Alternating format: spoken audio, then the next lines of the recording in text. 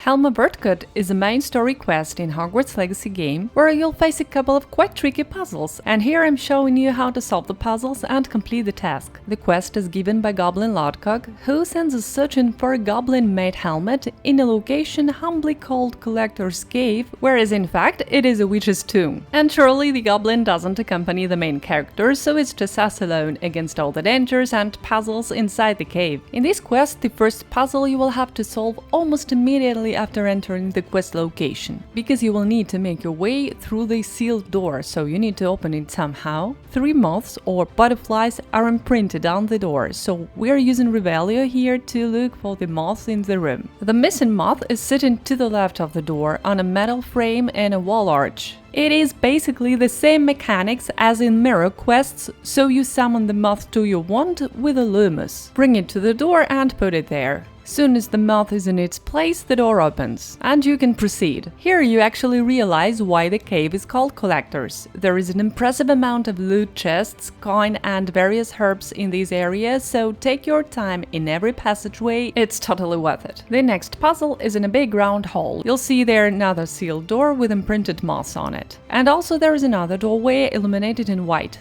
Next to this white door you'll see a floating moth, number 1, so you call it with a Loomis and bring to the sealed door. Moth number 2 is sitting to the left of the sealed door, you do the same with it and bring it to its place. The Revelio will show you the last moth in this location, it is behind the white door. This door opens with Accio or Depulso, or maybe you can try other spells too. As for me, I prefer Depulso. And now all the moths in their positions and the door opens. In the next room you're having a little fight against a fairy, and after you defeat them all, don't forget to pick up the loot, because this room is really full of collectibles. When you're done with looting, you can proceed to the third puzzle, and this door will be trickier than the previous two. It is another big round hall, but with new specific details added. The first moth is to the left of the entrance, the second one you will find to the right of the closed door, and getting the third one will demand some additional steps. As you can see, in the center of the hall there is a big metal moth with folded wings. This metal moth is a trigger to a mechanism that will allow you to catch the third moth.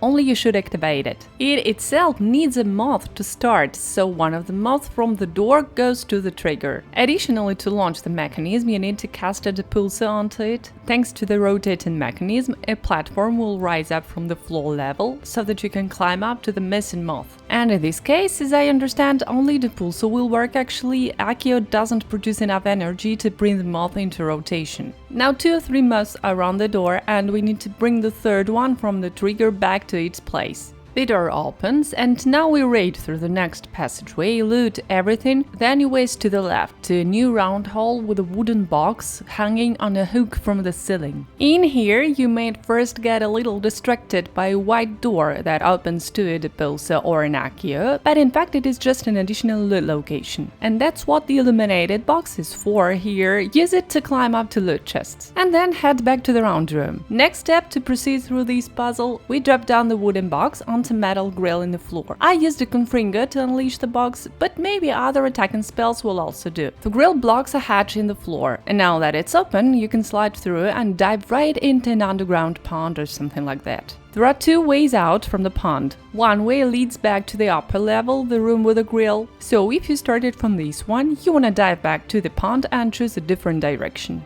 The correct passage is lit up by a fire, so follow the light. The next room has prepared the trickiest puzzle in this quest, but first you fight a couple of Inferi and then get ready to catch some more moths. Cast a Revelio to begin with, this will eliminate all the moths and the familiar trigger mechanism in the center of the room. There are 4 moths altogether, and the door at the higher level has only 3 moth places imprinted. In this puzzle, the trigger mechanism, after placing a moth to it, demands a Depulso, then it starts rotating fast, and its rotation brings up a platform that can lift you up to the door level. Problem number 1 here is that you can't go up there with a moth on your wand, because when you cast a Depulso, the moth flies back to where you caught it. Problem number 2, the platform turns back to the lower level very quickly. Even an arrested momentum would only hold it like a couple of seconds, and that's not enough to return with a moth. These are basic starting conditions, and now let's get to solving pattern. Summon a moth, put it to the trigger, then step on the lifting platform and cast a Depulso several times, one after another.